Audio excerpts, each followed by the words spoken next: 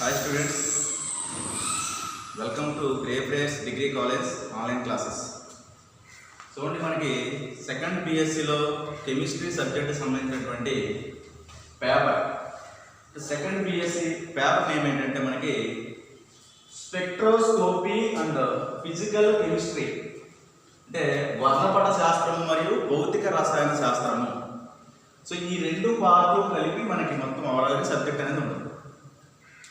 So ఇక్కడ మనకి important ఏంటంటే మనం ఈ ఫిజికల్ కెమిస్ట్రీ ఫర్దర్ మేము ప్రీవియస్ క్లాసెస్ వినుంటారు కానీ స్పెక్ట్రోస్కోపీ అనే సబ్జెక్ట్ మనకి దీంట్లో ఎంటర్ అవడం జరుగుతుంది. సో ఓవరాల్గా దీంట్లో మనకి ఎన్ని ఉంటాయంటే 5 యూనిట్స్ ఉంటాయి. అంటే మనకి ఓవరాల్గా పేపర్ మార్క్స్కి ఏంటి మనకి 75 మార్క్స్కి ఈ 5 యూనిట్స్ నుంచి ఒక్కొక్క యూనిట్ నుంచి ఒక 10 మార్క్స్ క్వశ్చన్ 5 మార్క్స్ క్వశ్చన్ అంటే 5 into 15 అంటే 75 మార్క్స్ అలాగే మనకి ఈ 5 యూనిట్స్ నుంచి కావాలి. సో ఏదైనా మనం సబ్జెక్ట్ చదివేటప్పుడు సిలబస్ మీద ఒక అవగాహన ఉండడం అనేది చాలా ముఖ్యం. సిలబస్ తెలిస్తేనే సబ్జెక్ట్ ఎంత చదివినా మనకి అసలు ఏ టాపిక్లో ఏముంది ఏ యూనిట్లో ఏముంది తెలుసుకుంటేనే ఏం చదవాలనే విషయం మనకి అర్థమవుతుంది. కాబట్టి దీంట్లో ఉన్నటువంటి 5 యూనిట్స్ మనం స్పెక్ట్రోస్కోపీ మరియు ఫిజికల్ కెమిస్ట్రీ డివైడ్ చేయడం జరిగింది. సో ఫస్ట్ మనం స్పెక్ట్రోస్కోపీ చూసుకుంటే యూనిట్ 1 అంటే స్పెక్ట్రోస్కోపీలో ఓవరాల్గా 2 యూనిట్స్ ఉంటాయి. దాంట్లో ఫస్ట్ యూనిట్ ఏంటంటే మనకి స్పెక్ట్రోఫోటోమెట్రీ మరియు ఎలక్ట్రానిక్ స్పెక్ట్రోస్కోపీ ఈ రెండు కలిపి కూడా ఒక ఫస్ట్ యూనిట్లో పెట్టడం జరిగింది. స్పెక్ట్రోఫోటోమెట్రీ మరియు ఎలక్ట్రానిక్ స్పెక్ట్రోస్కోపీ. సెకండ్ యూనిట్ వచ్చి ఇన్ఫ్రారెడ్ స్పెక్ట్రోస్కోపీ అంటే మనం ఇన్ఫ్రారెడ్ రేడియేషన్స్ ఐఆర్ స్పెక్ట్రోస్కోపీ. దాంట్లో మనకి ప్రోటాన్ మ్యాగ్నెటిక్ రెజొనెన్స్ స్పెక్ట్రోస్కోపీ అంటాం. దీన్ని మనం హెచ్ఎన్ఎంఆర్ స్పెక్ట్రోస్కోపీ అని కూడా అంటాం. ప్రోటాన్ అంటే మనకి హైడ్రోజన్ చూపిస్తాం కాబట్టి హెచ్ఎన్ఎంఆర్ స్పెక్ట్రోస్కోపీ. సో ఈ 2 యూనిట్స్ మనకి స్పెక్ట్రోస్కోపీలో మనం చదవడం జరుగుతుంది. సో రిమైనింగ్ 3 యూనిట్స్ దేంట్లో ఉంటాయంటే మనకి ఫిజికల్ కెమిస్ట్రీలో ఉండడం జరుగుతుంది. అంటే చూడండి ఇక్కడ థర్డ్ యూనిట్ వచ్చి మనకి డైల్యూట్ సొల్యూషన్స్ విలీన ద్రావణాలు. సో మనం ఇంతకుముందు సొల్యూషన్స్ అనే టాపిక్ వినుంటాం, దానికి ఎక్స్టెండెడ్ టాపిక్ ఈ డైల్యూట్ సొల్యూషన్స్. నెక్స్ట్ వచ్చేసి మనకి ఎలక్ట్రోకెమిస్ట్రీ టాపిక్స్ ఉంటాయి. అంటే ఎలక్ట్రోకెమిస్ట్రీ పెద్ద టాపిక్ కాబట్టి దాన్ని ఏం చేయాలంటే దాన్ని మనకి 2 యూనిట్స్ కింద ఇవ్వడం అనేది జరిగింది. అదేంటంటే మనకి యూనిట్ 4 యూనిట్ 4 వచ్చేసి మనకి ఎలక్ట్రోకెమిస్ట్రీ 1 విద్యుత్ రసాయన శాస్త్రం 1 మరియు యూనిట్ 5 వచ్చి ఎలక్ట్రోకెమిస్ట్రీ 2 విద్యుత్ రసాయన శాస్త్రం 2. దీంట్లో మనకి ఫేజ్ రూల్ అనే టాపిక్ కూడా ఉంటుంది. దీంట్లో ఎలక్ట్రోకెమిస్ట్రీ 2లో ఫేజ్ రూల్ అనే టాపిక్ కూడా ఇది ఏంటంటే ప్రావస్థ నియమం అని. ఓకేనా? సో ఇది ఓవరాల్గా ఉన్నటువంటి 5 యూనిట్స్. ఈ 5 యూనిట్స్ మనకి 70 మార్క్స్ రావడం అనేది జరుగుతుంది. ఇకపోతే నెక్స్ట్ మనం దీంట్లో చూసుకుంటే కనుక ఫస్ట్ యూనిట్ వచ్చేసి స్పెక్ట్రోఫోటోమెట్రీ ఎలక్ట్రానిక్ స్పెక్ట్రోస్కోపీ ఈ టాపిక్ నుంచి మనం క్లాస్ అనేది స్టార్ట్ చేసుకున్నాం. సో కాబట్టి స్పెక్ట్రోఫోటోమెట్రీ సో ఇది కొత్త టాపిక్ కాబట్టి అసలు స్పెక్ట్రోస్కోపీ అంటే ఏంటో తెలియాలి. స్పెక్ట్రమ్ మీరు వినే ఉంటారు, స్పెక్ట్రమ్ అంటే తెలుసు మనకు కాదు. సో స్పెక్ట్రోస్కోపీ అంటే ఏంటి అసలు అంటే కనుక డెఫినేషన్ చూసుకుంటే మనకి చూడండి ఒకసారి interaction of radiation and matter అంటే ఏంటి?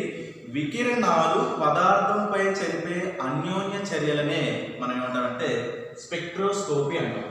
వికిరణం మీన్స్ ఒక రేడియేషన్ని మనం ఒక పదార్థం మీదకి పాస్ చేసినప్పుడు ఒక పదార్థం మీదకి పాస్ చేసిన తర్వాత ఆ వికిరణానికి ఈ పదార్థానికి మధ్య జరిగినటువంటి అన్యోన్య చర్యలని మనం ఏమంటామంటే స్పెక్ట్రోస్కోపీ అని అంటాం. చాలా ఇంపార్టెంట్, మనకు ఎక్కడ తెలిస్తేనే ఈ స్పెక్ట్రో టాపిక్ మొత్తం అంతా కూడా అవగాహన. స్పెక్ట్రోస్కోపీ అంటే సింపుల్గా తెలుసుకోవడం ఏమంటే ఒక లైట్ ఏదో ఒక రేడియేషన్ తీసుకుందాం అనుకోండి. For example UV radiations, ultraviolet radiations, infrared radiations, IR radiations అంటారు. నెక్స్ట్ విజిబుల్ రేడియేషన్స్, కంటికి కనిపించే వాటిని విజిబుల్ రేడియేషన్స్ అంటారు. ఈ రేడియేషన్స్ ఉపయోగించి ఒక పదార్థాన్ని ఫర్ ఎగ్జాంపుల్ మనకి చాక్ పీస్ ఉందనుకోండి, ఈ చాక్ పీస్ మీదకి ఒక రేడియేషన్ పాస్ చేస్తుంది వికిరణాన్ని. ఈ రేడియేషన్ పాస్ చేసినప్పుడు ఈ రేడియేషన్ పాస్ చేసిన తర్వాత దీంట్లో ఉన్నటువంటి అణువులు పరమాణువులు ప్రతిదీ కూడా ఈ పడినటువంటి వికిరణం అన్ని అబ్జర్వ్ చేసుకోవాలని రూల్ ఏం లేదు. సో వీటికి మధ్యలో సర్టైన్ పౌనపున్యం దేనికైనా ఉందనుకోండి, ఆ వికిరణ శక్తిని ఇది అబ్జర్వ్ చేసుకోవడం జరుగుతుంది. తద్వారా నెక్స్ట్ ఏమవుతుందంటే మనం ఈ వికిరణాలను ఉపయోగించి ఈ పదార్థాన్ని మనం ఏంటో అనేది కనుక్కోవచ్చు. అదే మనకి స్పెక్ట్రోస్కోపీ సింపుల్గా తెలియాలి. ఓకే, ఒక ఫర్ ఎగ్జాంపుల్ టెస్ట్ తీసుకోండి, దాంట్లో సొల్యూషన్ తీసుకున్నాం, ఒక టార్చ్ లైట్ వేసాం అనుకోండి, దాంట్లో ఈ టార్చ్ లైట్ వేసిన వికిరణాలన్నీ అన్నీ తీసుకోవాలని లేదు, దాంట్లో కొన్ని తీసుకోవచ్చు, కొన్ని తీసుకోవచ్చు. సో ఇది మనం స్పెక్ట్రోస్కోపీ డెఫినేషన్ కింద చెప్తాం. ఏం చెప్పాం? Spectroscopy is defined as the interaction of radiation and matter. Interaction of radiation and matter అంటే ఇది వికిరణాలు పదార్థంపై జరిపే అన్యోన్య చర్యలనే మనం స్పెక్ట్రోస్కోపీ అని అంటాం. ఓకే, నెక్స్ట్ ఈ స్పెక్ట్రోస్కోపీ మెథడ్స్ ఉపయోగించి మనం ఏం చేస్తాం? స్పెక్ట్రోస్కోపీ మెథడ్స్ ఉపయోగించి ఏం చేస్తామంటే చూడండి, spectrochemical methods are used elucidation of molecular structure and also qualitative quantitative determination of organic and inorganic compounds. Elucidation of molecular structure and also qualitative quantitative determination of organic and inorganic compounds. అంటే ఇందాక చెప్పాను మీకు already, ఒక పదార్థాన్ని ఈ spectroscopy methods ఉపయోగించి దాని యొక్క స్ట్రక్చర్ కనుక్కోవచ్చు, దాని యొక్క గుణాత్మక భారాత్మక అంటే క్వాలిటేటివ్ క్వాంటిటేటివ్ మెథడ్స్ అన్ని కూడా మనం తెలుసుకోవచ్చు. సో దీన్ని మనం స్పెక్ట్రోస్కోపీ మెథడ్స్ ద్వారా ఉపయోగించుకుంటాం. నెక్స్ట్ ఈ స్పెక్ట్రోస్కోపిక్ మెథడ్స్ ఏముంటాయి అంటే కనుక మనకి యూవి విజిబుల్ ఐఆర్ రేడియేషన్స్ అనేవి యూవి విజిబుల్ ఐఆర్ రేడియేషన్స్ అనేవి మనకి దీంట్లో ఉండడం అనేది జరుగుతుంది. సో ఈ మూడు రేడియేషన్స్ కాక మిగతా రేడియేషన్స్ అని కూడా మనం ఉపయోగిస్తాం. నెక్స్ట్ వచ్చేసి స్పెక్ట్రోస్కోపిక్ మెజర్మెంట్స్ అంటే నమూనా వివరణ అంటే చూడండి, మనం ఏం చెప్తున్నాం already, interaction of radiation and matter దాని ఉపయోగం మనం ఏం చేస్తామంటే interaction of radiation and matter to obtain information about sample. Interaction of radiation and matter to obtain information about sample. So దాని ఉపయోగించి శాంపిల్ యొక్క ఇన్ఫర్మేషన్ మనం తెలుసుకోవడం అనేది జరుగుతుంది. ఇక్కడ స్టార్టింగ్ లెవెల్లో 1672లో సర్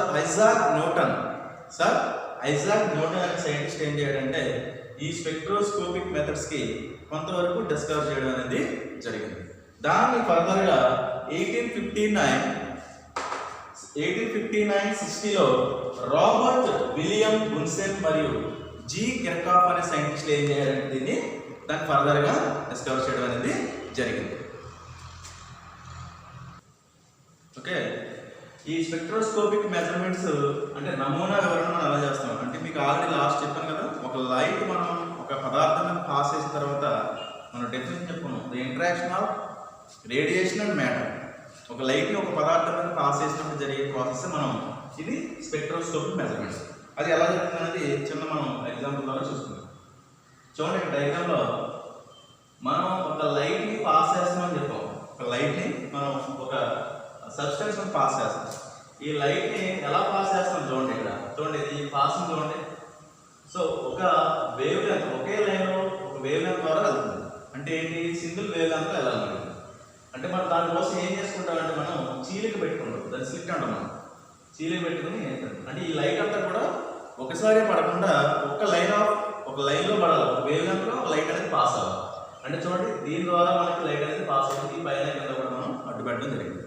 సో ఇది ఈ మోనోక్రోమాటిక్ ద్వారా పాస్ ఏమవుతుందంటే సబ్స్టెన్స్ మీదకి పాస్ అవుతుంది లైట్.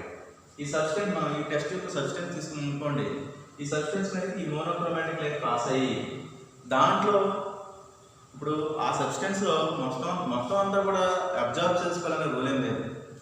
దానికి తగినటువంటి పౌనపుణ్యం ఉందనుకోండి, ఈ శోషించుకునేటటువంటి పౌనపుణ్యం ఏదైతే అణువులు కానీ పరమాణువులు కానీ ఉంటాయో అవి మాత్రమే శోషించుకుంటాయి. ఫర్ ఎగ్జాంపుల్ 100%తో మనం ఒక లైట్ పాస్ చేస్తాం అనుకోండి, అక్కడ ఓన్లీ 40% అనేది అబ్జార్ప్షన్ జరిగింది. ఈ 40% అబ్జార్ప్షన్ జరిగినప్పుడు 60% అనేది బయటకు వెళ్ళిపోతుంది. దాన్ని మనం ఏమంటే ట్రాన్స్మిటెన్స్ అంటాం. 60% అనేది బయటకు వెళ్ళిపోతుంది. అంటే మనం పాస్ చేసినటువంటి లైట్ మొత్తం తీసుకోవాలనే రూల్ ఏమీ లేదు. దాంట్లో ఉన్నటువంటి క్యారెక్టర్స్ని బట్టి, దాంట్లో ఉన్న స్వభావాన్ని బట్టి అది ఆ లైట్ పాసింగ్ అనేది అబ్జర్వ్ చేసుకుంటుంది. ఈ లైట్ మనం తీసుకున్న దాన్ని మనం ఇక్కడ డిటెక్ట్ చేస్తున్నాం. అంటే డిటెక్ట్ చేయడం అంటే ఏంటి? ఇప్పుడు చెప్పాను కదా, 40% అబ్జార్ప్షన్ జరిగింది అనుకోండి, 60% అనేది బయటకు వెళ్ళిపోతుంది. దాన్ని మనం ట్రాన్స్మిటెన్స్ అంటాం. చూడండి, ఇది డిటెక్ట్ ద్వారా జరుగుతుంది. నెక్స్ట్ అది ఏమవుతుందంటే రికార్డ్ అవుతుంది. మనం చెప్పాం కదా, స్ట్రక్చర్ యొక్క మాలిక్యులర్ స్ట్రక్చర్ తెలుసుకుంటుంది. నెక్స్ట్ అదే దాని యొక్క క్వాలిటేటివ్ క్వాంటిటేటివ్ డిటర్మినేషన్ తెలుసుకుంటుంది. దేనికి? ఆర్గానిక్ అండ్ ఆర్గానిక్ కాంపౌండ్స్కి తెలుసుకుంటుంది. అది ఏమవచ్చు అంటే దానికి ఒక స్పెక్ట్రమ్స్ చూపిస్తాయి. ఈ రికార్డర్లో ఈ నమూనా పట్టికలు ఏమైనా వస్తుందంటే స్పెక్ట్రమ్స్ చూపిస్తాయి. ఈ స్పెక్ట్రమ్స్ వచ్చినటువంటి వాల్యూస్ని బట్టి చూడండి, ఫర్ ఎగ్జాంపుల్ గ్రాఫ్ ఉందనుకోండి, ఈ గ్రాఫ్లో ఈ స్పెక్ట్రమ్ ఫస్ట్ స్పెక్ట్రమ్ వచ్చిందనుకోండి, దీని యొక్క వాల్యూని బట్టి మనం ఇది ఏంటనేది ఫస్ట్ ఐడెంటిఫై చేస్తాం. అలాగే రిమైనింగ్ అన్ని కూడా మనం ఈ వాల్యూస్ ప్రకారం మనం ఆ స్ట్రక్చర్ ఏంటనేది ఫైండ్ అవుట్ చేయగలం. సో ఇది దీనికోసమే మనం స్పెక్ట్రోస్కోప్ మెథడ్స్ అనేది ఉపయోగిస్తాం. సింపుల్గా చెప్పాలంటే ఏమనుకున్నాం, దీంట్లో ఫర్దర్గా మనం చూసుకుంటే అడ్వాన్స్ టెక్నాలజీ ఇన్స్ట్రుమెంట్స్ ఉంటాయి. ఈ ఇన్స్ట్రుమెంట్స్లో మనం ఏదైనా మన సబ్స్టెన్స్ ఉందనుకోండి, ఆ సబ్స్టెన్స్ దాంట్లో తీసుకుంటే ఈ ప్రాసెస్ అంతా కంటిన్యూ అవుతుంది. ఈ ప్రాసెస్ అంతా కంటిన్యూ అవుతుందంటే లాస్ట్కి ఈ స్పెక్ట్రమ్ అనేది వస్తుంది. ఈ స్పెక్ట్రమ్ వచ్చిన తర్వాత అది ఏంటనేది మనం చెప్పగలుగుతాం. ఈ స్పెక్ట్రమ్ వచ్చిన తర్వాత అది ఏంటనేది మనం ఆ స్ట్రక్చర్ని మనం ఐడెంటిఫై చేయడం అనేది జరుగుతుంది. సో ఈ రకంగా మనం మోనోక్రోమాటిక్ లైట్ అనేది పాస్ అవుతుంది దేంట్లో? సబ్స్టెన్స్లో. దాన్ని బట్టి మాలిక్యులర్ స్ట్రక్చర్ కానీ క్వాలిటేటివ్ క్వాంటిటేటివ్ డిటర్మినేషన్ కానీ తెలుసుకోవడం అనేది జరుగుతుంది. ఇంకా నెక్స్ట్ వచ్చేసి అటెన్యుయేషన్ అంటే ఏంటో తెలుసుకోవాలి. అటెన్యుయేషన్ చూడండి, means to decrease the energy per unit area of beam of radiation. Attenuation means decrease the energy per unit area of beam of radiation. ఇప్పుడు మీకు చెప్పా కదా, ఒక ఎనర్జీ పాస్ చేసిన తర్వాత మొత్తం అంతా అబ్జర్వ్ చేసుకోదు, మిగిలిపోతుంది. కాబట్టి దాన్ని మనం ఏం చెప్తాం? అటెన్యుయేషన్. దాని ఇంటెన్సిటీ అనేది తగ్గిపోతుంది. ఒక పదార్థం మీద మనం లైట్ పాస్ చేసిన తర్వాత ఈ పదార్థం కొంతవరకు ఇది రిసీవ్ చేసిన తర్వాత దీని యొక్క ఇంటెన్సిటీ అనేది తగ్గిపోతుంది. దీన్నే మనం ఏమంటామంటే అటెన్యుయేషన్ అంటాం. అంటే ఏమవుతుంది? ఎనర్జీ అనేది డిక్రీజ్ అవుతుంది. దాన్ని మనం ఎలా చెప్పుకుంటాం అంటే it means to decrease the energy per unit area of beam of radiation. ఇది మనం దీంట్లో చెప్తే, అదే మనం ఫోటాన్స్ చెప్పామనుకోండి, decrease the photons per second area. అదేమి ఎనర్జీ లెవెల్, ఇదేమో photons. Decrease the photons per second area. So attenuation అనేది ఇంపార్టెంట్. నెక్స్ట్ అబ్జార్ప్షన్ స్పెక్ట్రోస్కోపీ ద్వారా ఒక పదార్థాన్ని మనం ఎలా ఐడెంటిఫై చేస్తాం అనేది చిన్న గ్రాఫిక్గా చూస్తే అవుతుంది. చూడండి, the amount of light absorbed is measured as a function of wave length. The amount of light absorbed is measured as function of wave length. అంటే ఒక సబ్స్టెన్స్ తీసుకున్నటువంటి అబ్జార్బెన్స్ మళ్ళీ దాని యొక్క వేవ్ లెంగ్త్ ద్వారా స్ట్రక్చర్ని మన స్పెక్ట్రమ్ అనేది గీయడం జరుగుతుంది. ఇదిగోండి, ఈ యాక్సిస్లో ఉన్నది ఏంటంటే అబ్జార్బెన్స్ ఏ, ఇదేంటంటే వేవ్ లెంగ్త్ ఎక్స్. సో ఈ యాక్సిస్లో మనం వేవ్ లెంగ్త్ తీసుకుంటాం, ఈ యాక్సిస్లో మనం అబ్జార్బెన్స్ తీసుకుంటాం. దాని ప్రకారం వస్తాయంటే ఈ రకంగా స్పెక్ట్రమ్స్ రావడం అనేది జరుగుతుంది. సో ఇది స్పెక్ట్రోస్కోపిక్ మెజర్మెంట్స్ నమూనాల గురించి. నెక్స్ట్ వచ్చేసి దీంట్లో మనకి టెర్మినాలజీ, అంటే ఇదంతా కూడా ఇంట్రడక్షన్ పార్ట్ సంబంధించింది. మనం ఇది తెలుసుకుంటేనే స్పెక్ట్రోస్కోపీ సబ్జెక్ట్ ఎదరగలిగి ఈజీగా అర్థం అవడం జరుగుతుంది. కాబట్టి ఇదంతా కూడా ఇంట్రడక్షన్ పార్ట్. దీనికి సంబంధించి ఫస్ట్ మనం ఏం చేయాలంటే టెర్మినాలజీ కూడా తెలుసుకోవాలి. టెర్మినాలజీ అంటే పదాలు ఏ విధంగా ఉంటాయి, ఆ పదాలు మనం తెలుసుకుంటే రాను క్లాసెస్లో మనకి ఇబ్బంది లేకుండా ఉంటుంది. అటెన్యుయేషన్, ఆల్రెడీ అటెన్యుయేషన్ అంటే ఏంటో చెప్పాం. Decrease the energy per unit area of beam of radiation. Decrease the energy per unit area of beam of radiation. లేదా decrease the photons per second area. దాని ఏం చెప్తుంది చూడండి, ఏకాంక వైశాల్యమున్న వికిరణ పుంజ శక్తిని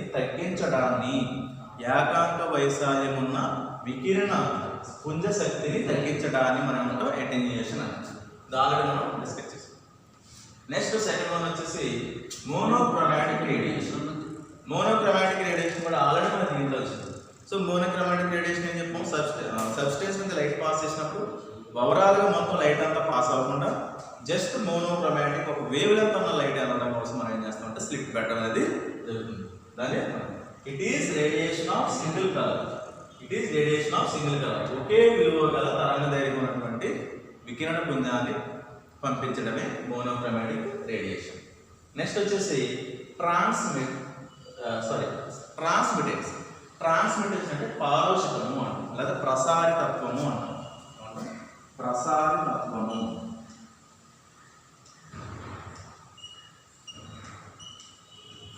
ట్రాన్స్మిటెన్స్ అంటే పారోషికము, ప్రసారితత్వం. చెప్పాను మీకు already. Fraction of incident radiation transmitted the solution. Fraction of incident radiation transmitted to solution. మన సొల్యూషన్లోకి లైట్ ట్రాన్స్మిట్ చేసిన తర్వాత అది అబ్జర్వ్ చేసుకోవడం మిగిలిందని మనం అంటూ ట్రాన్స్మిటెన్స్ అంటాం.